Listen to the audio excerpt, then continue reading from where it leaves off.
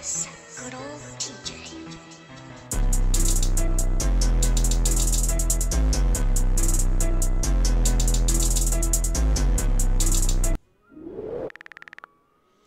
Konnichiwa, Nasuverse, it's your boy INCOG, back with another reaction video. And today, you guys, we are doing a video called 10 Arbitrary Underrated Powerhouses of the Nasuverse. So this actually was recommended me to one of you guys. Like I say, the best way to let me know what you guys want me to react to is to let me know in the comments down below. It lets me, it's easy. I react to literally every comment, if not every comment on the video when it goes up and everything like that. So like I say, having discussions down there, just and being informative, stuff like that, you know what I'm saying, show criticism, all that good stuff. Let me know in the comments down below, you know what I'm saying, just because we all active down there. So just let me know about anything, about like anything I can learn, or just, you know, anything of that nature, because like I said, I've been learning from you guys with this whole Fate series and everything like that. So anything in the future, just let me know in the comments down below, guys. Like anything you want me to react to, or just, you know, any like conversation you guys want to have in the comments down below, go ahead, let's go ahead and conversation comments down below. All right, guys, so without further ado, let's get right into this. So play. A quick thank you to all of my patrons, and a special shout out to Lemo and Firebringer Axel for donating $5 a month. Your support is heavily appreciated. My man only has one eye though. The Nasuverse. A wide universe of my beings of many man has kinds, only one eye. from mystical creatures to normal people with supernatural abilities.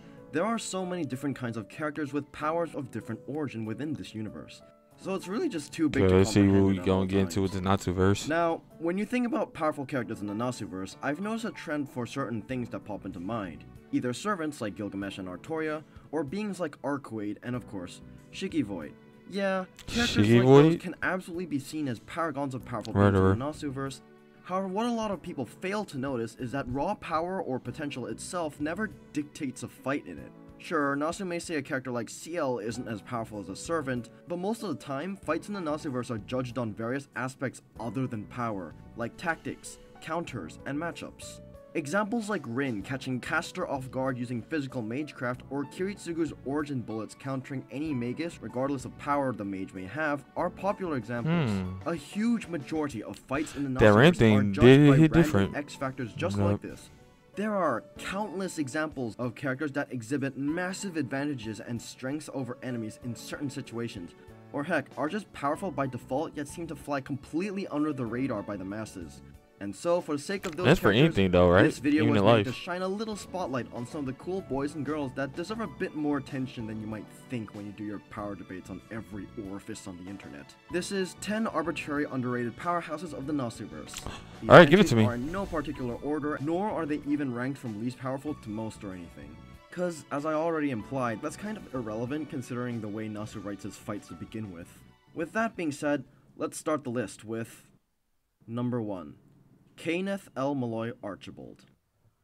Starting off the list with a character I'm sure most people would know, but will probably overlook, you'd be surprised how strong Kaneth actually is for a magus. In Fate Zero, most people only recognize him for being Fate Zero, that's why I'm fucked over by Kiritsugu's origin. That's why, because I didn't watch Fate Zero. I need to actually watch that one. I watched Fate Zero story, but well, that was all again because of his matchup. As I said before, Kiritsugu's power is literally geared to countering any form of magecraft, so basically any magus will lose against him at his full potential. So, how does Kaneth rank as a magus proper? Well, to be frank, Kaneth is a prodigy with innate talent and has learned to become adept in many forms of magecraft to boot. He doesn't just specialize in one, but can do virtually anything basic from healing, alchemy, illusions, and even necromancy. He has insane variety in his skill set. And finally, of course, his famous Volumen Hydrogyrum, so he's flexible, is actually obscenely strong. Able to attack and defend at a split moment's notice, its offensive capabilities are stated to not only be able to cut through literally anything that isn't supernatural, but it's also able to defend them from not only just conventional weaponry, but even other forms of magecraft. You need something like an anti-tank shell in order to best it, and for a Magus Mystic Code, that's kinda insane. This is basically a normal man with talent, with a weapon that acts as perfect defense and offense. Natural talent. A lot of people just don't realize it, but Kaneth is actually kind of a beast. Number 2. Cornelius Alba. Following a powerful character that got really unlucky and destroyed by another bloke, here we have one that's pretty much the same story, but they actually put up a decent fight at first. I don't know many people that are huge fans of Alba because, let's be real, he's kind of a shitty person, but according to the writing, he's one of the strongest Magi we've seen. Absolute first rate. Kind of crappy, but so strong that you might have to compare him to the absolute tops, like fucking Bartholomew Lorelei. He's less of a prodigy than Kaneth, but he has a very good lineage and is said to have a lot of skills under his belt too. Think about it. The huge reason he's obsessed with Toko is because Toko surpassed him in puppeteering specifically. If that's enough to make him obsessed with Toko and nobody else so far, wouldn't that mean he's never met anyone on his level that's been able to surpass his other forms of magecraft? right. Just a bit of food for thought. He's able to use high-speed incantations to create his Sea of Flames magecraft in a mere instant. Sea of Flames, I like him. I like him. You got flames, I like him. Just a bit, he Love could melt flames. almost Very any element. matter into nothingness. These red on top of it? What? Nasu has stated that Alba is one of the most strongest Magi he's written, comparing him to a unit in a fighting game that's able to spam super moves. Please note, Toko hates this guy, but even she acknowledges his strength. Let that sink in. Toko acknowledges his strength. I think that says enough. Number 3. I guess he must be really Lucius important, really Tiberius. strong. Okay, let's move away from the Magi for a bit. Lucius Tiberius, specifically the one in Fate Prototype Fragments, is an extremely Didn't watch minor that as character, well. but boy has he shown potential. Lucius in Fragments Or if that's a was the manga, Emperor didn't of read it. Rome during Arthur's reign, and is considered to be the strongest of his continent and Emperor named of the Rome, Sword okay. Emperor. Royalty. Assumingly because Mordred gave it to him, he wields Florent, a demonic sword that's the older brother to Clarent, and his physical abilities is said to rival magical beasts. We only see him once in a flashback to Fragments. However, in that flashback, Lucius is seen not breaking a sweat when fighting Gawain in the sunlight and Bedivere at once. When Arthur came in, they fought to a complete standstill, meaning he was able to rival Arthur himself in swordsmanship. Right. And come that's to a tie. He is that strong. and that's I am not sure if he can beat Arthur Saber. if he uses Excalibur's absolute full potential, but the fact Well, that actually, I don't know if he can that's fight the two members same of thing the in Knights this of the universe, though, Round so I can't even with say no never mind. sweat says a lot. Here's what I just If it said. requires Arthur to fight this man to a standstill, you know he's a ridiculously good swordsman. So I just gotta ask, how the hell has this man not made an appearance as a Saber-class servant yet? Come on, Tymoon, you literally have a prime candidate. Number 4. Toyotomi Hideyoshi. Really cool. Okay, so from a potential saber to an actual saber, a lot of people tend to forget about Monkey. Hideyoshi is a saber-class servant. Hideyoshi? Being the Hideyoshi, he king looks of cool. I like his Oda design. Nobunaga, who eventually surpassed them and united Japan. So how does he translate as a saber? The thing is, Hideyoshi as a servant is entirely based on his noble phantasm, Child of the Sun, which embodies how Hideyoshi grew from a simple no-name farmer into Japan's most important icon. In a Grail War, Hideyoshi is initially summoned in his child state that we see from Fate Koha Ace, and he is extremely weak.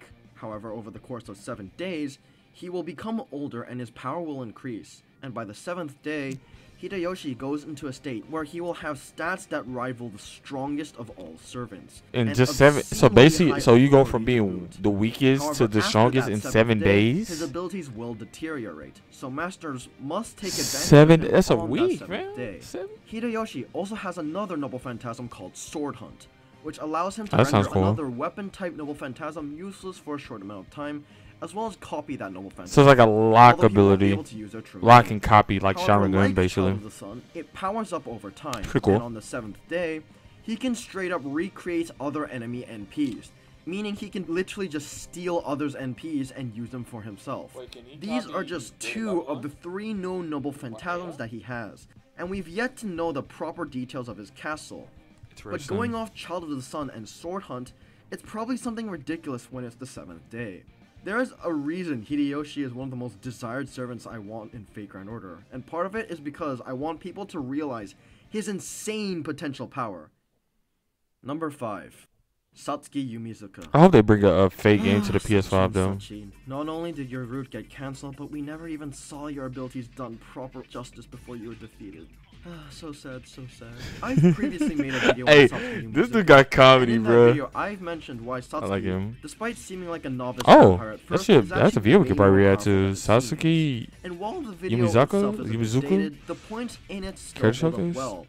The thing about Satsuki is that despite being turned into a vampire during the events of Tsukihime, she skipped the typical ghoul phase and managed to become a dead apostle immediately. The truth is that Satsuki has insane innate compatibility and potential to be a dead apostle ancestor. It is stated that if she So when were she to have spend good time honing her endurance, abilities by just being a bit, a vampire? she would quickly become comparable to a full-on dead apostle ancestor, one of the stronger known species in the entirety of Nasuverse. That's crazy. Not only that, but Satsuki herself has a reality marble known as Depletion Garden, which erases all forms of magical energy inside of it. So anything that uses magical energy, e.g. Magi, servants, or other certain phantasmal species like golems, they will either become useless or just die straight up inside the reality marble. This is basically an insta-win against anything that relies on magical energy. And sure, while there are characters like psychics that don't need magical energy, that's still a huge fraction of characters. And it's just not a So lot how good of is people even she, know she like, has this, physically, which like, is with why she makes fighting? to begin with. About magic. Number 6. Maxwell's Demon.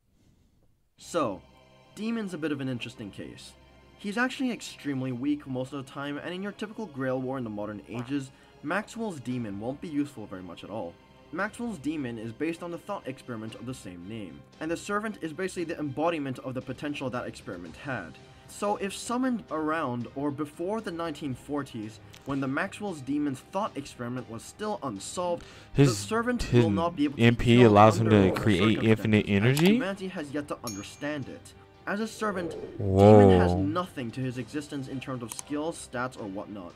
But he does have an EX rank noble phantasm, once again known as Maxwell's Demon, which essentially gives him an infinite amount of energy, which can be transferred to magical energy as well. It's a walking contradiction, but that's the nature of Maxwell's Demon as an idea, as the experiment has yet to be solved at this point. Demon uses this to essentially dominate the Holy Grail War. So that black thing, the demon itself, or is this little like boy, little man or whatever this is right here? She is finally able to defeat Demon.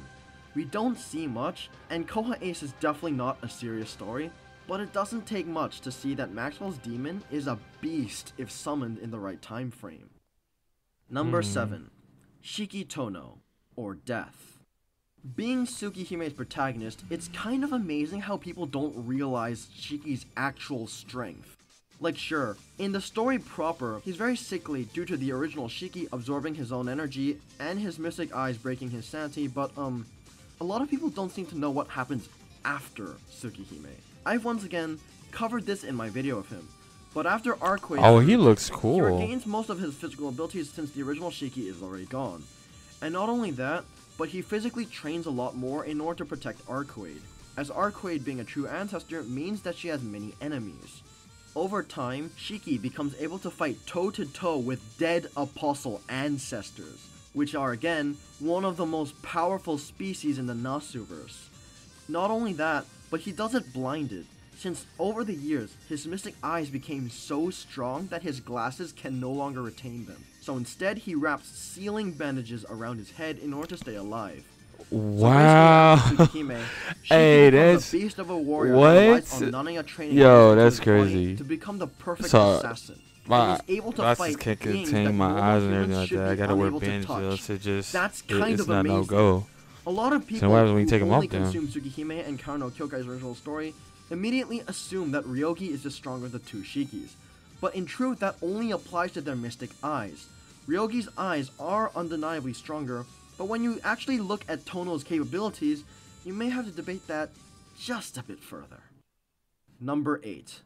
Ort.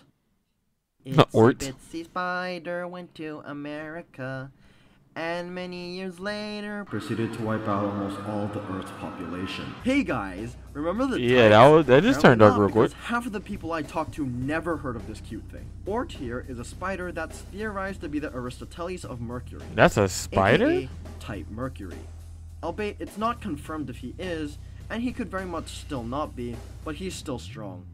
Put in the comments down below. Do y'all think that's... Yeah, do y'all see a spider right there? Like, that looks like something else. He made this giant pit we call the Crystal Valley, where he just exists. Its very existence affects what's around it, similar to a reality marble.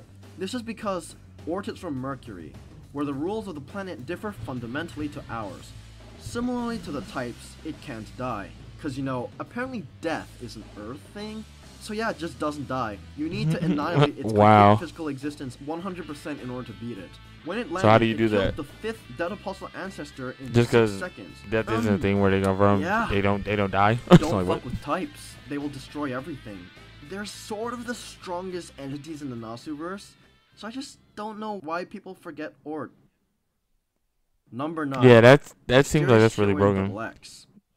Yeah, I bet most of you didn't see this coming. Regardless of whether or this not is you're the a chick fan that of turns to a general Gundam, Nasuverse right? Or the Grand person, Order the guy that turns to a Gundam? First off, no, remember, it's a chick. Doublex comes from an alternate universe that to begin with is kinda whack. Sure, she's a space cop, but her character, like any other summer servant, is mostly space cop, but she likes to. However, what if I told you Doublex actually never even comes close to displaying her full power in the story of the game? The truth to Doublex's potential power doesn't lie in her, but rather her weapon. Similar to Lancer Artoria and what Rongominiad represents for the world, Doublex's Rongominiad LR represents the universe. It's described that the two ends of Rongo LR balances the universe. The weapon is able to twist that. That sounds powerful to me. A beam of light that destroys everything in its wake, and is a technique unused by her, probably due to the fact that it's impossible to control. Not only that, so once she does it, then just she can't do anything about it, like she can control it. Now, what is the boundary referring to? I assume the edge of the root. Reason being, it's described as being a power that's able to rip apart nothingness and truth. And if you remember, nothingness is essentially void, and truth, well, we'll get to that later. But it's described as a power able to how do you rip apart the void? From other universes. Like, how is that even possible? It's so powerful that Doublex herself doesn't quite understand it. This likely means that this is another power Doublex lacks control of, which implies she could control a power that's able to cut away at truth and void, aspects that two of the most powerful characters in the Nasuverse utilize. I don't know about you, but that's kinda scary. Thankfully, her capability is only stated as potential. It's an understatement. So we don't know if she can actually pull that stuff off. Unlike the final entry of the list. Number 10. Otto Adam. Oh boy, it's been a long time, but I finally get to talk about my favorite power in the Nasuverse. Otto Adam is the whole reason I made this list. Because he is absolutely ridiculous, yet I see so little people talk to recognize that fact. Otto Adam is an ether liner from the dystopian world of Notes. As a character, he has no known personality, and he's only mentioned as a name in the story, nothing more. But his actions, quite literally, affected the entire world of Notes. Just a name? Like other ether liners, Otto has a knight arm, which is basically a sword formed from his arm that's created from grain and bone. The difference is Otto's knight arm is kind of unique. I assume sort of a mutation from origin. That's kind of Otto's knight arm is called /Emperor, and when not in use, it takes the form of a seed inside of Otto's palm. When he grips it to become a weapon, it forms into a sword. /Emperor is a weapon that grows to match the size of its enemy, and against a normal A-ray, it didn't seem that impressive in a normal fight. However, once the types began invading, that's where /Emperor showed its true potential, as it's able to match the size of its enemy. Against a type, /Emperor was able to grow to an immense size, literally propelling Otto above the clouds. And not only that, but it emits a strange aura that's able to change the area around it. Now, the world do y'all see that? But the air around Otto's sword reverted to clean, normal air of the Slap world, like you see this sword. Grass. This is because that is the truth of the area around it. The origin, per se. How it's originally meant to be. They might be in my top 5. Emperor has the ability to glimpse at these truths, merely by existing. /Emperor. Most beings cannot hurt types with a few exceptions. /Emperor is one of those exceptions. Being able to glimpse at truth allows Otto to bypass different rules of nature that types have from Earth, and it becomes a weapon able to affect their very existence.